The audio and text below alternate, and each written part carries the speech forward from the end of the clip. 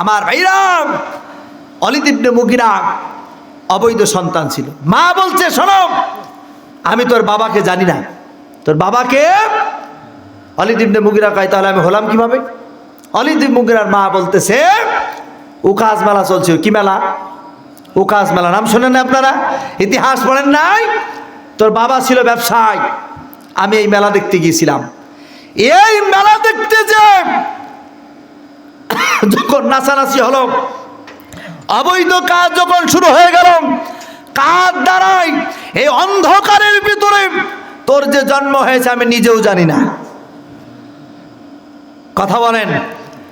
আল্লাহ পাক আমার ভাই ইতিহাস প্রমাণ করে, যুগে যুগে অবৈধ সন্তানগুলি ইসলামের বিরোধিতা করেছে। কথা বলেন ঠিক কিনা?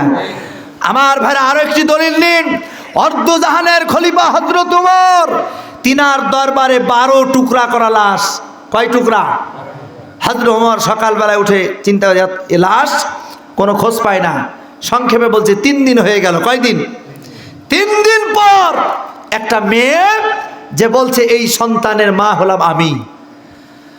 হযরত ওমর বলতে, যে মহিলা, শোনো, তোমার এত বড় সাহস কিভাবে হলো? তুমি এই সন্তানটাকে এরকম টুকরা টুকরা করলে?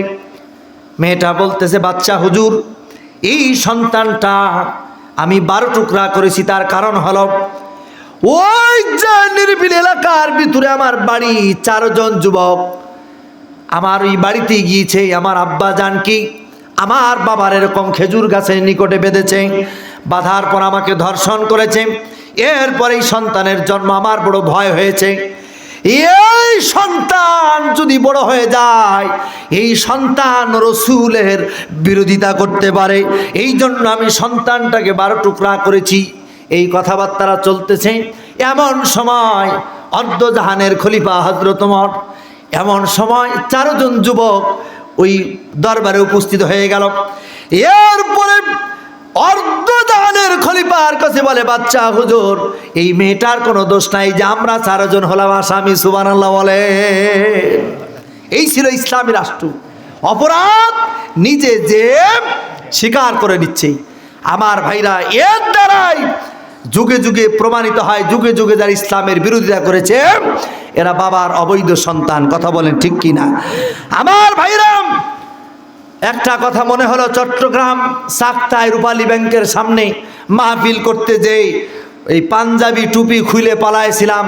সামনে অনেক মাহফিল, ধরা দিলেই একটা মাহফিলও করতে পারবো না একটা কথা বলার কারণে। ওই কথাটা আজকে বলছি, এখন তার ভয় নেই। কথা বলেন ঠিক কিনা বলেন? আর আমি বলি, ও মিয়াম, এখন মাইক কাটতে আসো, এদেশের তৌহিদি জনতা জুতা পিটা করবে। কথা বলেন ঠিক কিনা বলেন? এখন মাইক কাটতে আসো। পালাইছো কেন? নেতা কর্মীদেরকে রেখে বুবু চলে গেছে ইন্ডিয়া। ঠিক কিনা কর? মাঝে মধ্যে শুনি নাকি ইন্ডিয়াতেও জায়গা হচ্ছে না। ওরে বুবু আমার খাইছে ধরা। ঠিক কিনা কন? ওরে বুবু আমার খাইছে ধরা, এবার তো আর রক্ষা নাই। হাসিনা নাই দেশে নাই, পালাই গেছে ইন্ডিয়া। ঠিক কিনা বলেন? হাসিনা নাই দেশে নাই, পালাই গেছে ইন্ডিয়া। ভেজার হোসেন নাকি? ওরে দিল্লি বুবুর মামার বাড়ি, ওরে সেটাই বুবু দিছে পারি। ঠিক কিনা বলেন? ওরে বীর জনতা জাগছে এবার, বীর জনতা জাগছে এবার, বুবু তোমার রক্ষা নাই। হাসিনা নাই দেশে নাই, পালাই গেছে ইন্ডিয়ায়। কথা বলেন ঠিক কিনা? হাসিনা নাই দেশে নাই, পালাই গেছে ইন্ডিয়ায়। কষ্ট হচ্ছে আমার? বীর জনতা জাগছে এবার, বীর জনতা জাগছে এবার, বুবু তোমার ফাঁসি চাই। হাসিনা নাই দেশে নাই, পালাই গেছে ইন্ডিয়ায়। কথা বলেন ঠিক কিনা? মাঝে মধ্যে কয় কি যে শর্ট করে চলে আসবো, আমার আমির হামজা ভাই যেটা কথা কই শোনেন নাই, যে আমরা বলি তুমি শর্ট করে আসো, আমরা ফট করে আয়না ঘরের ভিতরে ঢুকাবো। কথা বলে ঠিক কিনা বলে? আমার ভাইরাম, রক্ত দিয়েছি আরো দেব ইনশাআল্লাহ। কথা বলে ঠিক কিনা? আমার ভাইরা, এই 5ই আগস্টের স্বাধীনতা, এই স্বাধীনতা ছিনাতে আমার ভাইরাম যেই সকল ছাত্র ভাইরা জীবন দিল, আমার ভাইরা লক্ষ্য করে দেখেছি, এই মানুষ যে আমরা 71 দেখি নাই, বদর দেখি নাই, উহুদ দেখি নাই, কিন্তু মানুষ যে একেবারে তার বুক পেতে দিতে পারেন, এটা আমরা বাস্তব দেখেছি। কথা বলেন ঠিক কিনা বলেন? দেখেন নাই? বাস্তব দেখেছি আমার ভাইরা। এই জন্য এই জনতা আর কোন স্বৈরাচারকে এই বাংলার জমিনে ঠাঁই দেওয়া যাবে না। এই জন্য মাঝে মধ্যে বলি, এক স্বৈরাচার গিয়েছে আর এক স্বৈরাচার যেন ডালে এসে না বসে। কথা বলেন ঠিক কিনা? এক হুতুম পেশা গিয়েছে, এক শামসুকার বাদুড়ের জাতগুলি খুঁজে পাওয়া যাচ্ছে না। কথা বলেন ঠিক কিনা বলেন? খুঁজে পাওয়া যাচ্ছে না। কোথায় জঙ্গলে পাওয়া যাচ্ছে, কার আন্ডা পর্যন্ত ফেটে যাচ্ছে। কথা কন ঠিক কিনা কন? আমার ভাইরাম, শামসুকে চেনেন তো? বাদুড় চেনেন? এই শামসুকি, বাদুড় আর হচ্ছে হুতুম পেশা, এরা দিনের আলো দেখে না, সব দেখে রাত্রে। কথা বলেন ঠিক কিনা বলেন? এই 15টি বছর আমরা লক্ষ্য করে দেখেছি, এরা দিনের বেলায় দেখে না, সব দেখেছে রাতে। দিনের ভোট রাতে হয়েছে। কি বলেন ঠিক কিনা বলেন? হ্যাঁ, 15 বছর আগে মারা গেছে, তা ওর ভোটও হয়েছে। শোনেন নাই? হ্যাঁ, সব থেকে বড় ভোট চোর এই খুনি হাসিনা। কথা বলে ঠিক কিনা বলেন? সব থেকে বড় ভোট চোর। চাষি গিয়েছে ভোট দিতে, চাষি যে কয় এই আমাকে সিরিয়ালটা দে, কয় যারা যে দেখেন না থাকে, ওই যে নির্বাচন কেন্দ্রে থাকে না, কয় চাষি তোমার ভোট হয়ে গেছে, বাড়ি যাও। তো চাষিকে কয় তোমারও হয়েছে, চাষারও হয়ে গেছে। কয় তাই নাকি? বলে হ্যাঁ। চাষি চলে গেছে মেম্বারের বাসায়। কার বাসায়? মেম্বারকে কয়, মেম্বার সাহেব আপনার কাছে বিচার দিলাম, আমি ভোট দিতে গিয়েছিলাম, আমার ভোট হলো ঠিক আছে, কিন্তু তোমার চাচা যে ভোট দিয়ে গেল, 15 বছর আমার সাথে দেখাশোনা নাই, আমি 25-30 বছর তার সাথে সংসার করলাম, আমার সাথে দেখা না করে চলে গেছে, তোমার কাছে বিচার দিয়ে গেলাম, এইবার যদি ভোট দিতে আসে যেন আমার সাথে দেখা করে যায়, বিচার আছে। কথা বোঝেন নাই? তার মানে মরে গেছে, এরপরেও ভোট হয়ে গেছে। হয় নাই? আপনারা দেখেন নাই? হয়েছে। আমার ভাইরাম, যুগে যুগে সব স্বৈরাচারদের স্থান হয় নাই। ফেরাউন আল্লাহ পাক শেষ করে নাই, নমরুদ একটা ন্যাংরা মশা দিয়া বিদায় করে দিয়েছে। আমি তো মনে করি এই যে ছাত্র ভাইদের আবাবিল পাখির মতো ঝাঁপিয়ে পড়েছে। কথা বলেন ঠিক কিনা? আল্লাহ পাক এই জালেমের অত্যাচার এমন পর্যায়ে চলে গেছে, আলেমদের প্রতি বিশেষ করে আলেমদের চোখের পানি পড়েছে। আপনি বিষয়টা বোঝেন। মরহুম শহীদ আল্লামা আব্দুল হাসান সাইদি সাহেব জেলখানার ভিতরে যেই মানুষটার কথা শোনার জন্য চাতক পাখির মতো মানুষ কি চেয়ে থাকতো, জোরে বলেন ঠিক কিনা বলেন? আকাশ চুম্বি যার সম্মান, কাবা শরীফের ভিতরে সারা পৃথিবীতে 3 জন মানুষ বিনা অনুমতিতে ঢোকার পারমিশন পায়, তার মধ্যে একজন শহীদ আল্লামা আব্দুল হাসান সাইদি। সুবহানাল্লাহ বলবেন না? আপনারা জানেন, কাবাতে যখন নামাজে দাঁড়াতেন, নামাজে দাঁড়ানোর সময় একামত হতে না হতে তিনি একেবারে যদি 10 নম্বর কাতারেও দাঁড়িয়ে থাকতেন, সম্মান করে দিতেন আব্দুর রহমান সুদাইসের পিছনে। আব্দুর রহমান সুদাইস আল্লামা সাইদি সাহেবের কপালে চুম্বন করে নামাজে দাঁড়িয়েছে। ইতিহাস। আমার ভাইরাম, আল্লামা সাইদি সাহেবের যেখানে মাহফিল হয়েছে, পকেটের টাকা খরচ করে মানুষ এরকম ভাবে লক্ষ লক্ষ মানুষের উপস্থিতি হয়। কথা বলেন ঠিক কিনা বলেন? তোমরা তো জনসভা দাও, টাকা দিয়ে বাস পাঠায়া তারপরে কথা বলে ঠিক কিনা বলেন? আর সাইদি সাহেবের মাহফিলে পকেটের টাকা খরচ করে মাহফিল শুনতে যেত। শুধু তাই নয়, তোমরা যখন তাকে শহীদ করেছিলে ঢাকার ময়দানে জানাজা করতে দাও নাই। ঢাকার দিকে যখন আমরা রওনা নিলাম, পথিমধ্যেই আমরা জানতে পারলাম যে ঢাকাতে জানাজা হবে না। আমার ভাইরা, দুঃখ লাগে। আরিসার ঘাট হয়ে ঢাকায় ঢুকবো চিন্তা করেছিলাম, রাজবাড়ি থেকে ব্যাক করে আবার পিরোজপুরের দিকে রওনা নিলাম। সম্মানিত ভাইরা আমার, ঢাকায় জানাজা করতে দেয় নাই। ঢাকায় তো দেয় নাই, খুলনাম তার প্রতিষ্ঠিত মাদ্রাসায় জানাজা হবে, জানাজা করতে দেয় নাই। আমার ভাইরা, এরপরেও তার গুন্ডা বাহিনীরা, বোঝেন নাই তার গুন্ডা বাহিনী, তার গুন্ডা বাহিনীরা, তথাকথিত পুলিশ গুন্ডারাও রাস্তার মোড়ে মোড়ে বিভিন্ন জায়গায় সেটিং করে রেখেছে, গাড়ি নিয়ে মানুষকে ঠিকভাবে যেতে দেয় নাই। আসার বেলায় আমার পার্শ্ববর্তী মিরপুর থেকে একটা হাইস নিয়ে গিয়েছিল, ওই আওয়ামী লীগের গুন্ডা বাহিনীরা চাকায় পাঞ্চার করে দিয়েছে। এই অত্যাচার আল্লাহ পাক বরদাস্ত করে নাই। বলেন তো, আল্লামা সাইদিকে ভালোবাসতো কোরআনের জন্য, সুবহানাল্লাহ বলবেন না? কোরআনের জন্য। আহা, কষ্ট লাগে। আহমদ শফির মতো মানুষকে কলঙ্কিত করতে চেয়েছিল, তারা পারে নাই। খালিদ সাইফুল্লাহ আইয়ুবের মতো আলেমকে জেলখানার ভিতরে কষ্ট দিয়েছে। আল্লামা মামুনুল হকের নামে নারী ঘটিত মামলা দিয়েছে। জোরে বলেন ঠিক কিনা বলেন? আল্লাহ পাক এগুলা বরদাস্ত করে। বেজার হচ্ছে না? মারব কষ্ট হচ্ছে আমার ভাইরা। এই জন্য আমরা এখন সব কিছু দেখা শেষ, এখন প্রতিজ্ঞাবদ্ধ হতে হবে। কোরআন আছে যেখানে, আমরা থাকবো সেখানে। এই কোরআনের সাথেই কারো শত্রুতা আছে? যারা বলেন আছে। এই জন্য কোরআন আছে যেখানে আমরা থাকবো সেখানে, কোরআন নাই যেখানে আমরা নাই সেখানে। আমার ভাইরাম, গভীর রাত হয়ে যাচ্ছে। 3 নাম্বার হলো দোয়া কবুল হয় না তাদের যারা হিংসুক। কি বলেন? হিংসুক আছে না নাই? সমাজের ভিতরে আছে না নাই?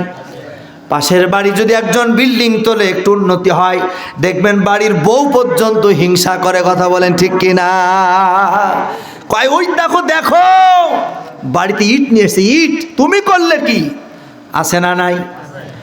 আমার ভাইরা, হিংসা করা যাবে না।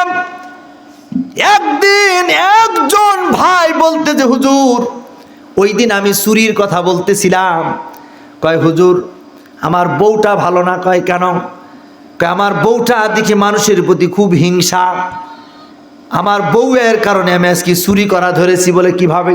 কয় হুজুর মিষ্টি কুমড়া, পাশের বাড়ি মিষ্টি কুমড়া একজন লাগায় নাই, ওই জমিন থেকে মিষ্টি কুমড়া তুলে তুলে নিয়েছে। 40টা কুমড়া জমা আছে। কয়টা? এবার এই গল্প তিনি শুনেছে, শোনার পর আমারে বউ কয় তুমি পারো না আনতে? করে দেখো আছে না নাই? কয় তুমি পারো না আনতে। বউকে খুশি করার জন্য মিষ্টি কুমড়া চুরি করা ধরলাম। আমি ওরকম 40-50টা মিষ্টি কুমড়া, মানে মিষ্টি কুমড়ার আবাদ আপনাদের এলাকায় হয় নাকি? বিভিন্ন এলাকার ভিতরে মিষ্টি কুমড়া। আমার ভাইরা, এই সমাজের ভিতরে বহু মানুষ আছে মাঠের ফসল চুরি করে, আলু লাগায় নাই, আলু চুরি করে নিয়ে আসে। কথা বলেন আছে না নাই? বউ খুব খুশি হয়, কয় নিয়ে আসবা, আমি একটু গুছাই। কথা বলেন আছে না নাই? আলু লাগায় নাই, 50 কেজি আলু গুছায় ফেলেছে। আপনার তো আলুর আবাদ হয় না? আলুর আবাদ হয় না? তাহলে 3 নম্বর হিংসুকের তো আল্লাহ পাক কবুল করে না। 4 নম্বর হলো যারা নেশাগ্রস্ত, যারা নেশা করে তাদের তো আল্লাহ পাক কবুল করে না। আমাদের লেডি ফেরাউন, বোঝেন নাই? এই লেডি ফেরাউনের বাসায় আপনারা লক্ষ্য করে দেখেছেন, ওই গণভবনের ভিতরে উন্নত মানের মদের বোতল পাওয়া গেছে। কে খাইছে? তা কে খাইছেন? কোরআন তেলাওয়াত করে দিনের কাজ শুরু করত না মদ পান করত? আমার ভাইরা, বড় লজ্জার কথা, সব কথা তো এই মাহফিলের ভিতরে বলা যায় না। আমার ভাইরা, ওই গণভবনের ভিতরে আপত্তিকর জিনিস পর্যন্ত পাওয়া গেছে। আমার ভাইরা, লজ্জার কথা আর বললাম না। লজ্জার কথা বললাম না, তবে একটা স্লোগানের কথা মনে হয়, ঢাকা শহরে কিছু মেয়েরা এই স্লোগানটা দেখলাম যে দিত, শুনেছেন আপনারা? হ্যাঁ, মোদিরও বউ নাই, শেখ হাসিনার হাতার নাই, কথা কন ঠিক কিনা? আমার ভাইরাম, তার জীবনের দিকে লক্ষ্য করে দেখবেন স্বামীর সাথে ঠিকভাবে মিল ছিল না, স্বামীর সাথে কোনো মিল ছিল না, তাদের দাম্পত্য জীবন কোনো সুখের ছিল। যাই হোক, অধিকার গেলাম না আমার ভাইরাম। তাহলে নেশাগ্রস্ত যেই মানুষ, বলেন তো বিড়ি খাওয়া কি সুন্নত? বিড়ি খাওয়া লোক আছে না নাই?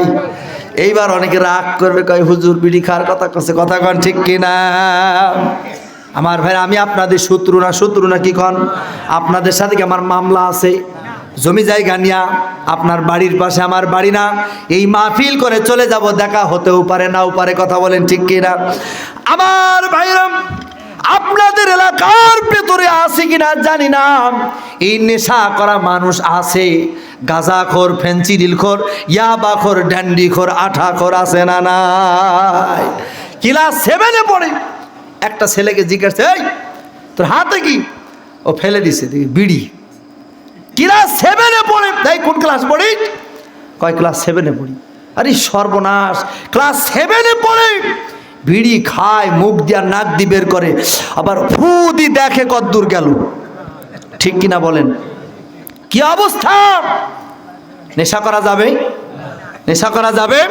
কোন নেশাকারীর ইবাদত আল্লাহর দরবারে কবুল হয় না।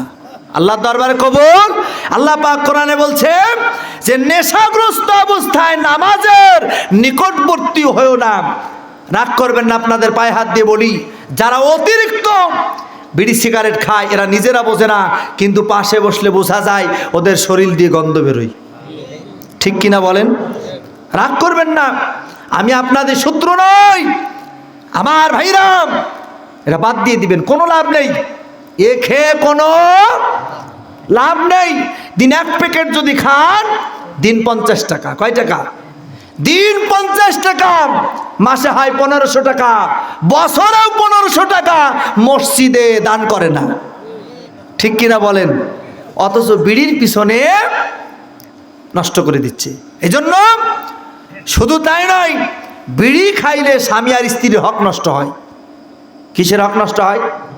স্বামী আর স্ত্রীর হক নষ্ট হয়। বলতে পারেন হুজুর কেমন? নবীজি বলেছেন 3টা জায়গায় মাঝখানে কোনো ফাঁকা জায়গা থাকবে না। তার 1 নম্বর হলো যখন ইমাম মুয়াজ্জিন সাহেব যখন ইকামত দেয় নামাজের জন্য, এই যখন নামাজি দাঁড়িয়ে যায় কাতারবদ্ধভাবে, মাঝখানে কোনো জায়গা এরকম ফাঁকা থাকবে না। 2 নম্বর হলো যে জায়গায় কোরআনুল কারীমের কথা হয় ওই জায়গায় একেবারে মৌচাকের মতো বসতে হয়। সুবহানাল্লাহ বলেন। এই যে আপনারা বসে আছেন, কেউ লক্ষ টাকার মালিক, কেউ বা জমিনে পাটদের আছে না নাই, কেউ বা চাকরি করেন, কেউ বা আলেম, কেউ বা মুয়াজ্জিম, কেউ বা ইমাম, আমার ভাইরা কেউ বা এলাকার নেতা এরকম আছে না নাই? আমার ভাইরা একমাত্র কোরআনের বরকতে আপনারা এই ময়দানে বসে গিয়েছেন, এই যে মৌচাকের মতো একটার সাথে আর একটা গা লাগায়া। 3 নম্বর, স্বামী আর স্ত্রী যখন ঘুমাবে মাঝখানে কোনো ফাঁকা জায়গা রাখা যাবে না। কথা বলেন কার কথা? এটা রাসূলের কথা। বলেন কার কথা? আমার ভাইরা, এরপরে যদি আপনার শরীরে থাকে গন্ধ, স্বামী আর স্ত্রী বেঁধে যাবে দ্বন্দ্ব, ঠিক কিনা বলেন? এই জন্য স্বামী আর স্ত্রীর হক নষ্ট হয়। এই জন্য আমার ভাইরা পায়ে হাত দিয়ে বলি, আপত্তিকর জিনিস খাওয়া বাদ দিয়ে দিবেন। এই মুখটা বড় পবিত্র, কথা বলেন ঠিক কিনা বলেন? এই মুখটা বড় পবিত্র, এই মুখ দিয়া বান্দা যখন আল্লাহ তাআলাকে আল্লাহ বলে ডাকে, আল্লাহ পাক বান্দার ডাকে 70 বার জবাব দিয়ে দেয়। সুবহানাল্লাহ। এ বান্দা, তোর কি হয়েছে, কি দরকার, কি প্রয়োজন? এই জন্য এই মুখটা বড় পবিত্র রাখবেন। মাটির ভিতরে কাজ করেন, মুখটা পবিত্র রাখেন, কাজ করেন, আল্লাহর নাম নেন, আস্তাগফিরুল্লাহ আস্তাগফিরুল্লাহ আস্তাগফিরুল্লাহ। আমার ভাইরা রাস্তা দিয়ে হাঁটতেছেন, জিকির আজকার করেন, ইস্তেগফার পড়েন, খুশি হবেন কে? জোরে বলেন কে? এই জন্য আমার ভাইরা নেশা করা যাবে না। 5 নম্বর সঙ্গে বলি সুদখোর। কিসের দোয়া কবুল হয় না? সুদখোর আছে না নাই? কথা বলেন আছে না নাই? তবে সুদ থেকে আমরা কেউ কিন্তু পরিপূর্ণ মুক্ত না। বলে কেন? এই জন্যই যেই দেশে সুদ ভিত্তিক অর্থনীতি থাকে ওই দেশে সুদ থেকে কোনো মানুষ পরিপূর্ণ মুক্ত থাকতে পারে না। এই জন্য যাকাত ভিত্তিক অর্থনীতি আমাদের দরকার। কথা বলেন ঠিক কিনা? আমার ভাইরা আমাদের সমাজে একেবারে সুদের, অনেক এলাকার ভিতর আছে মেয়েরা পর্যন্ত সুদের ওপর টাকা দেয়। 100 টাকা, 100 টাকায় 10 টাকা না কত? 100 টাকায় আছে নাকি আপনাদের এলাকায়? ও বাবা, সব এলাকায়, যেখানে যায় সব এলাকায় দেখে আছে।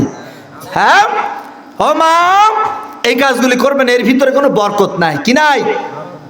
বরকত আলাদা জিনিস, বরকত আল্লাহর পক্ষ থেকে আসে। কথা বলেন ঠিক কিনা বলেন?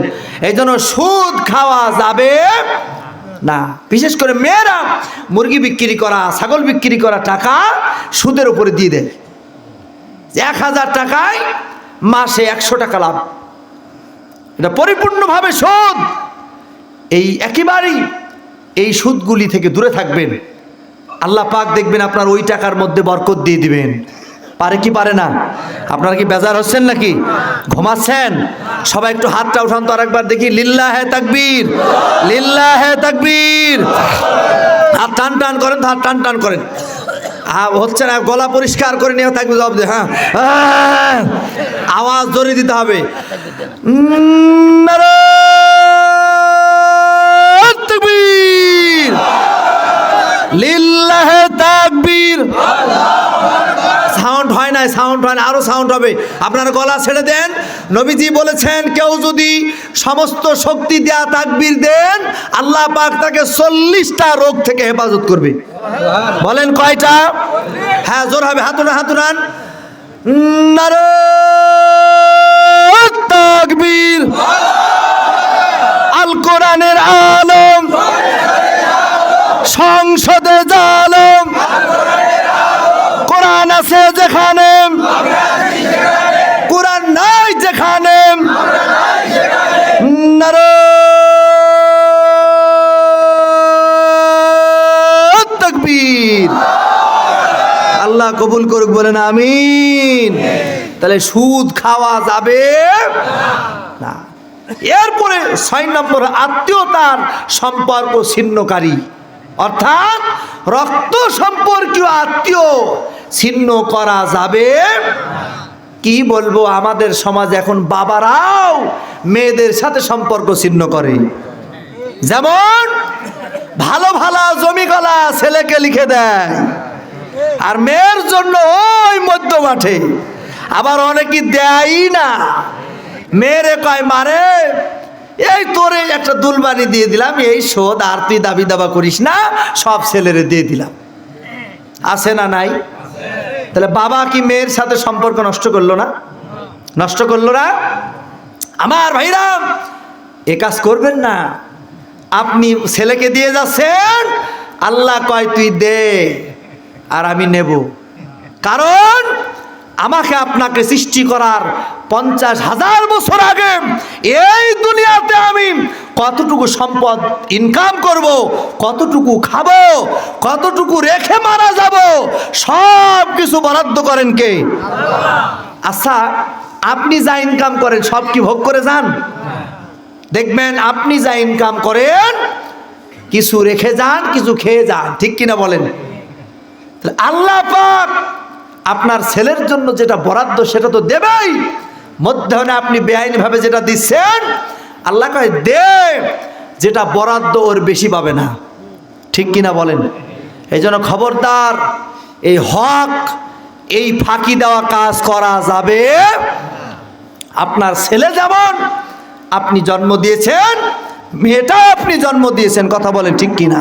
তবে হ্যাঁ, কোনো বোন যদি খুশি খুশি ভাইকে দিয়ে যায়, দোষের কিছু নেই, ঠিক কিনা বলেন? সেটা খুশি খুশি সে যদি ইচ্ছা করে দিয়ে যায় তার বিষয়, কিন্তু আপনি নিজেই সিদ্ধান্ত নিচ্ছেন ছেলেকে বাড়ির জমি লিখে দিয়ে দিস, মেয়েকে দেয় নাই, আত্মীয়তার সম্পর্ক ছিন্ন করা যাবে। আমার ভাইরা, অনেক ভাই আছেন বোন বেড়াতে আসলে ভাই বউ মুখখানা হুতুম পেঁচার মতো করে, ঠিক কিনা বলেন? শুধু তাই না, তখন ওর শরীরে ব্যথা শুরু হয়, মাজা গেল, পেট গেল, আমি শেষ হয়ে গেলাম, এই রান্না বান্না করতে যে আমি শেষ হয়ে গেলাম। আছে না নাই? আছে না? খবরদার, এগুলা করা যাবে, কারণ ওই বাড়িতে ওই বোনের অধিকার আছে না নাই? জোরে বলেন, আছে না নাই? আছে।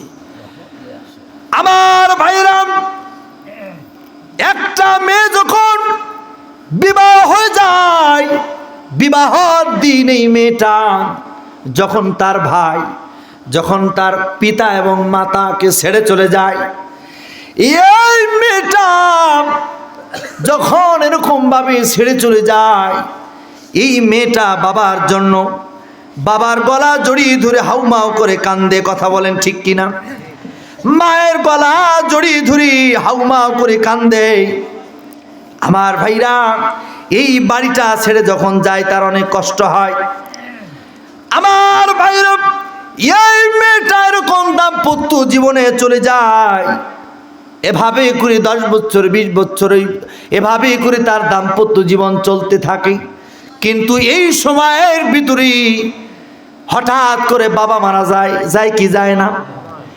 এই মেয়েটা তার স্বামীর বাড়িতেই থাকে, কেউ যেন সংবাদ দেয় যে বাড়িতে অঘটন ঘটেছে, তুমি বাড়িতে চলে আসো, বলে না যে বাবা মারা গেছে। কিন্তু কেন জানি ওই মেয়েটা বুঝতে পারি, মেয়েটা যখন বাড়িতে আসি বাড়ির ভিতরে ঢুকতে পারে না, বাড়ির গেটে আসতে না আসতে মেয়েটা জমিনের মধ্যে সটকায় পড়ে যায়। অনেকে বলে আসলে বিষয়টা হলো, ওই মেয়েটা যখন শোনে যে আমার বাবা নাই, এই কথা শোনার পর মেয়েটার শরীরে আর কোনো শক্তি থাকে না, ঠিক কিনা বলেন? তবে এই কথা বলতে যে কিছু মানুষ প্রশ্ন করে, হুজুর এই কিছু মানুষ আছে এরকম ভাবে, কিছু মেয়েরা তো দেখছি বেরোই চলে যাচ্ছে, তাদের মনে আর কেমন দয়া? হ্যাঁ আছে। আসলে দয়া না থাকার কারণ হলো আমরা তো আল্লাহর দয়া নিয়ে ওদেরকে জন্ম দিই নাই, ঠিক কিনা বলেন? একেবারে দোকানে ডাগা ডাগা চোখে একেবারে ওই কি বলে নাচ গান দেখে, মাল টানতে টানতে ঘরে ঢোকে, মোবাইলের ভিতরে ব্লু ফিল্ম দেখে, স্ত্রীর সাথে মেলামেশা করে, এরপরে যা সাপ্লাই হয় ও জাইরো মার খাই হয়, কথা বলে ঠিক কিনা? ও ভালো হবে কিভাবে? অজু নাই, গোসল নাই, আল্লাহ নাই, আছে না নাই? এই অবস্থা। আমার ভাইরা, ওই মেয়ে তো মোবাইল পাইলেই চ্যাট করা শুরু হয়, কথা বলেন ঠিক কিনা? আমি যখন ছাত্র জীবনে ম্যাচে থাকতাম, দুঃখের কথা কি বলবো, আমার ওই পাশের বেড একজন যুবক, আমি বাধ্য হয়ে 46 দিনকার দিন ম্যাচ ছেড়ে দিয়েছি। ও জ্বালায়, ও রাতের বেলায় ফোন করে, আমার জান জান, এবার এমন ভাবে কথা বলে, ওই কথাগুলি আমি বলবো কিভাবে? মোবাইলের মধ্যে যেন বাসর রাত কাটায়, নাউজুবিল্লাহ। বোঝেন না কথা? দেশে মোবাইল আইছে, চিঠি বন্ধ হয়েছে, দেওয়ানা বানাইছে, পুলা মায়ার মনের কথা ভাসে বাতাসে। হ্যাঁ যুবকরা কথা বলে না, এই পিছনে যুবকরা, ঠিক কিনা বলেন? তাই হয়েছে না? সব সন্তানরা কে গলা করে? সবাইকে গলা করে? বেজার হচ্ছেন নাকি আপনারা? কষ্ট পাচ্ছেন নাকি? ওই দেখো পুলা মাইয়ার মন বাদা ফেসবুকে এখন, মোবাইলে সেটিং কইরা কাটাই সারাক্ষণ। দেখবেন ধ্যানে বসে, ধ্যানে, কঠিন ধ্যান, এই মন্টু, এই মন্টু, ও শোনেই না মন্টু, ঠিক কিনা কন? এমন ধ্যানে বসে ও শোনেই না। বেজার হচ্ছেন নাকি? কষ্ট হচ্ছে আপনাদের? এই মোবাইল পাইয়া দেখো মদনের মায়া, কষ্ট হচ্ছে আপনাদের?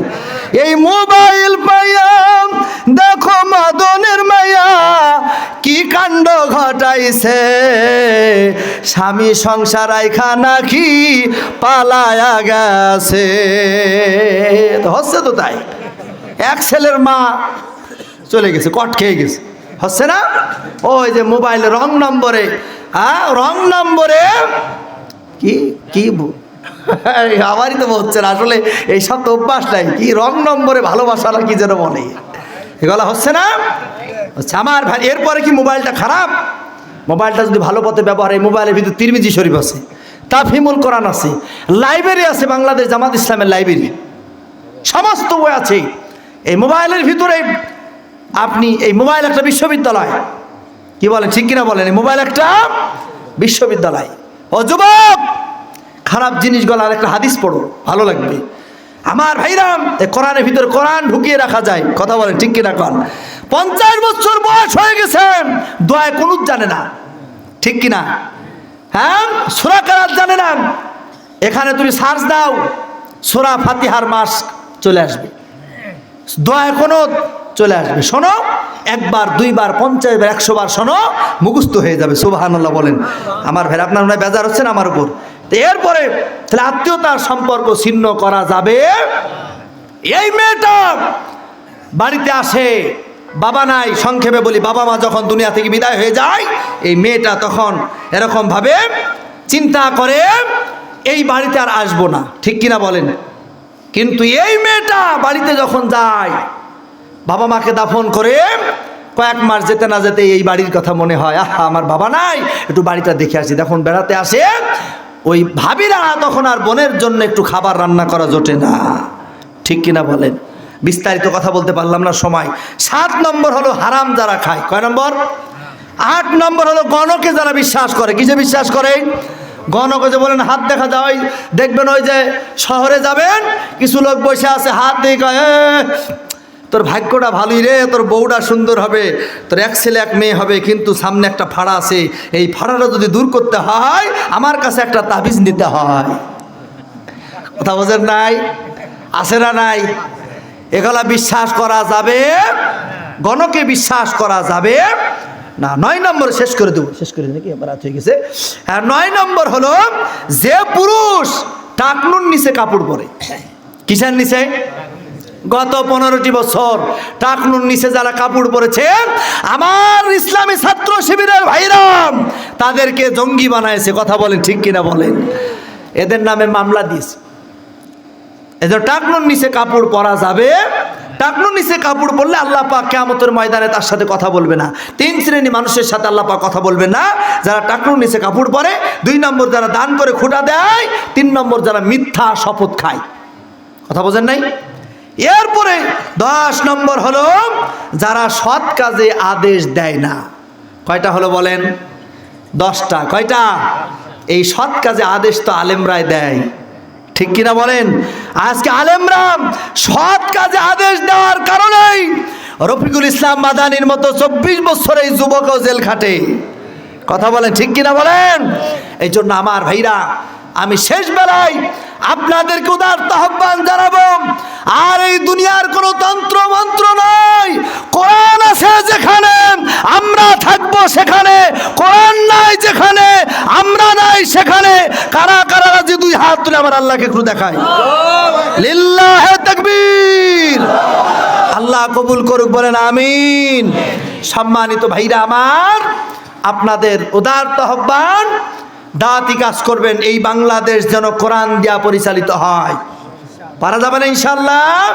আমরা চাই এই বাংলাদেশে সব জায়গা কোরআন দিয়া পরিচালিত হবে। এই দৃশ্য না দেখায় যেন আল্লাহ পাক আমাদেরকে কবরে ডাক না দেয়। বলে না আমিন। সম্মানিত ভাইরা আমার, আমি জানি কথা বললে আর একটু শুনবেন, কিন্তু না, রাত হয়ে যাচ্ছে, আমিও ফিরবো। আগামীকাল আমার জুমা। আপনাকে আমার উপর রাগ করেছেন? বেজার হচ্ছেন? আমার মিনহাজ ভাই, তিনিও চলে যাবেন ইনশাল্লাহ। আমরা 2 ভাই একসাথে যাব। আল্লাহ তাআলা তিনাকে হায়াতে তৈয়বা দান করুক, বলেন আমিন। অত্যন্ত ভালো মানুষ, আপনাদের এলাকার সন্তান, কি বলে ঠিক কিনা? আপনারা দোয়া করবেন তার জন্য, আল্লাহ তাআলা তাকে যেন দিনের দায়ী হিসাবে সারা পৃথিবীর জন্য কবুল করেন, বলেন আমিন। আমরা যেন কোরআনের সাথে থাকতে পারি, কোরআন আলাদের সাথে থাকতে পারি, আল্লাহ পাক যেন সেই তৌফিক দেন, বলেন আমিন। আমার জন্য দোয়া করবেন। আবার মনে হয় আপনাদের সামনে জানুয়ারি মাসে দেখা হবে। কয় তারিখ যেন ভাই ডেট দিলাম? হ্যাঁ, 10 তারিখ পাশেই প্রোগ্রাম আছে আলহামদুলিল্লাহ। আবার নতুন কোনো কিছু নিয়ে আপনাদের সামনে হাজির হব ইনশাআল্লাহ। আর আবার 14 তারিখে না 13 তারিখে যেন আছে এই জামগ্রাম বাজার, আবার যদি আল্লাহ তাআলা চায় সেখানেও আবার নতুন কিছু নেই ইনশাআল্লাহ হাজির হওয়ার চেষ্টা করো। আল্লাহ পাক, আমি ছোট্ট মানুষ, আমার কোনো এলেম কালাম নেই, আপনাদের দোয়ার বরকতে কথা বলেছি, আল্লাহ পাক যেন হক কথা বলার তৌফিক দান করেন, বলেন আমিন। জি ভাই, দরুদ ইব্রাহিম, আল্লাহুম্মা সাল্লি আলা মুহাম্মাদ ওয়া আলা আলি মুহাম্মাদ কামা সাল্লাইতা আলা ইব্রাহিম ওয়া আলা আলি ইব্রাহিম ইন্নাকা হামিদুম মাজিদ। আল্লাহুম্মা বারিক আলা মুহাম্মাদ ওয়া আলা আলি মুহাম্মাদ কামা বারাকতা আলা ইব্রাহিম ওয়া আলা আলি ইব্রাহিম ইন্নাকা হামিদুম মাজিদ। যারা তাবারক দিবেন খুব দ্রুত দিয়ে দিবেন ইনশাআল্লাহ। আমরা তাবারক হাতের উপরে দিব না, কুসার উপরে দিবেন। আমরা সকলেই আল্লাহ তাআলা দরবারে আল্লাহুম্মা আমিন। রব্বানা যালামনা আনফুসানা ওয়া ইন লাম তাগফির লানা ওয়া তারহামনা লানাকুনান্না মিনাল খাসিরিন।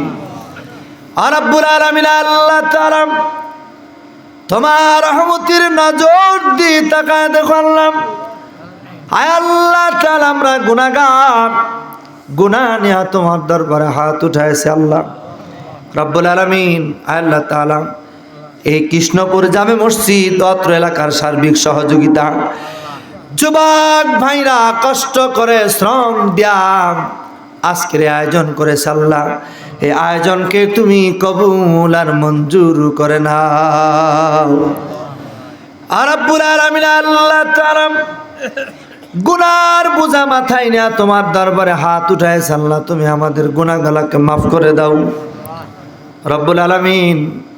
আল্লাহ তাআলা, ও মালিক আল্লাহ, তোমার দরবারে যখন হাত উঠায় আব্বা জানের কথা মনে হয়ে যায় আল্লাহ, তুমি তাকায় দেখো তোমার কোন বান্দা কোন বান্দি। আল্লাহ তাআলা, বাবা কবরে চলে গেছে, এক দেশ থেকে আর এক দেশের খবর নেওয়া যায়, কিন্তু আব্বা জানের কোনো খবর নেওয়া যায় না। আল্লাহ, ওই বাবার কবরখানাকে তুমি জান্নাতুল ফেরদাউস বানায় দাও রব্বুল আলামিন। আল্লাহ তাআলা, মা যার কবরে চলে গেছে আল্লাহ রব্বুল আলামিন, আল্লাহ তাআলা কবরে কি অবস্থায় আছে জানি না রব্বুল আলামিন। আল্লাহ, সন্তানের হাতটুকু কবুল করে নাও, সন্তানের হাতটুকু কবুল করে নিয়ে আল্লাহ মারে তুমি মাফ করে দাও রব্বুল আলামিন। আল্লাহ, এমনি ভাবে আমাদের দাদা দাদি, নানা নানি, শ্বশুর শাশুড়ি, পাড়া প্রতিবেশী, বন্ধু বান্ধব, আত্মীয় স্বজন যারা কবরে চলে গেছে মাফ করে দাও রব্বুল আলামিন। আল্লাহ তাআলা, আল্লাহ তাআলা এই জামগ্রাম কৃষ্ণপুর আয় আল্লাহ অত্র এলাকার মানুষগুলিকে তুমি কবুল করে নাও। আয় আল্লাহ, এই মানুষগুলির উপরে তুমি তোমার রহমত নাজিল করে দাও। এলাকার মানুষ আল্লাহ সকলকে সুস্থতা দান করে দাও। আয় আল্লাহ, কে কোন কর্ম করে জানি না, আয় আল্লাহ তাআলা সকল কর্ম যেন সবর করে করতে পারে সেই তৌফিক দিয়ে দাও। আয় আল্লাহ তাআলা, কারোর শরীরের ভিতরে কোনো কঠিন কোনো রোগ থাকলে আল্লাহ, তোমার থেকে বড় ডাক্তার আর এই পৃথিবীতে কেউ নাই গো আল্লাহ। আয় আল্লাহ তাআলা, মালিক যেই বাড়িতে খাওয়া দাওয়া করলাম, আয় আল্লাহ তাআলা রব্বুল আলামিন কোন মায়ের হাতে রান্না খাইলাম আল্লাহ তুমি ভালো জানো। আল্লাহ, সম্ভবত এই মায়ের আয় আল্লাহ তাআলা একটা সন্তান অসুস্থ আল্লাহ, আয় আল্লাহ তাআলা বাবা যখন সন্তানের জন্য দোয়া চাইল চোখে যেন পানি চলে আসলো আল্লাহ রব্বুল আলামিন। তুমি যদি ভালো করে দাও পৃথিবীর কোনো ডাক্তারের প্রয়োজন হয় না।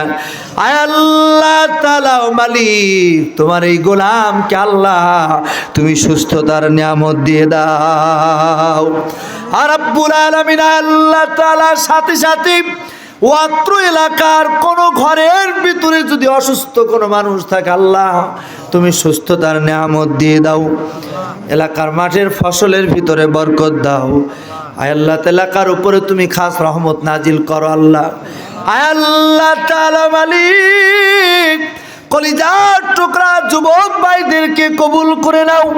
এই মাহফিলের জন্য যারা টাকা পয়সা দিল, বুদ্ধি দিল, পরামর্শ দিল, শ্রম দিল আল্লাহ, রান্না বান্না করলো, তাবারকের ব্যবস্থা করলো আল্লাহ, যে যেভাবে সহযোগিতা করেছে আল্লাহ প্রত্যেককে আল্লাহ তুমি কবুল আর মঞ্জুর করে নাও।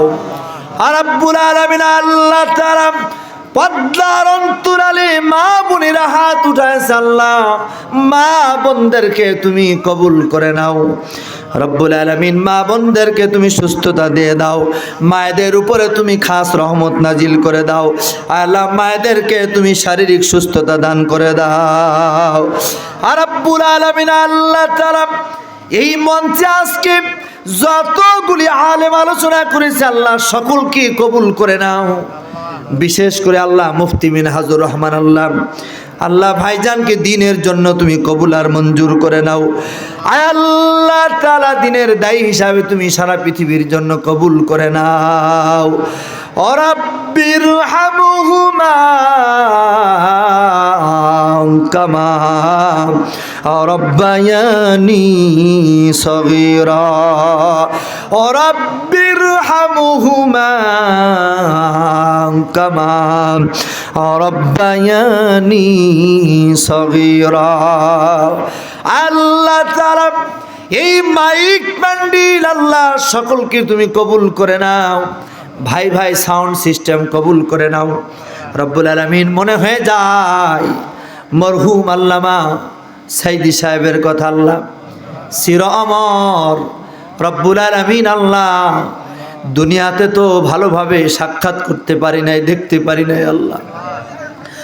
আল্লাহ তাআলা জান্নাতের ভিতরে আল্লাহ যেই মানুষটার কথা বললে কত মানুষের চোখে পানি এসে যায়, বড় আফসোস করে আল্লাহ জান্নাতের ভিতরে আল্লাহ তোমার এই গোলামের সাথে সাক্ষাৎ করায় দিও আল্লাহ। তারাই বাংলাদেশটাকে নতুন ভাবে স্বাধীন করতে যে আল্লাহ তাআলা আবু সাইদ মুগ্ধ সহ আল্লাহ যত ভাইরা শহীদ হয়ে গেছে আল্লাহ শাহাদাতের উচ্চ মাকাম দান করে দাও। আর রব্বুল আলামিন আল্লাহ তাআলা বাংলাদেশের নেতৃবৃন্দদেরকে তুমি কবুল করে নাও। ছোট্ট একটি ভূখণ্ড আল্লাহ তুমি কোরআনের বাংলাদেশ হিসাবে কবুল আর মঞ্জুর করে নাও রব্বুল আলামিন। তোমার দিন কায়েমের জন্য যারা সারাটা দিন আল্লাহ তাআলা গভীর রাত পর্যন্ত কাজ করতেছে আল্লাহ প্রত্যেককে তুমি শারীরিক সুস্থতা দান করে দাও। তাকাব্বাল মিন্না ইন্নাকা আনতাস সামিউল আলিম ওয়া তুব আলাইনা ইন্নাকা আনতাত তাওয়াবুর রহিম। আর রব্বুল আলামিন আল্লাহ তাআলা মালাকুল মউত আজরাইল যেই দিন সরে আসবে এই গোলামদের জবানের ভিতরে তুমি জারি করে দিও লা ইলাহা ইল্লাল্লাহু মুহাম্মাদুর রাসূলুল্লাহ সাল্লাল্লাহু আলাইহি সাল্লাম। আসসালামু আলাইকুম ওয়া রাহমাতুল্লাহি ওয়া বারাকাতুহু। জি আমার জন্য দোয়া করবেন, আল্লাহ আপনাদের কবুল করুন।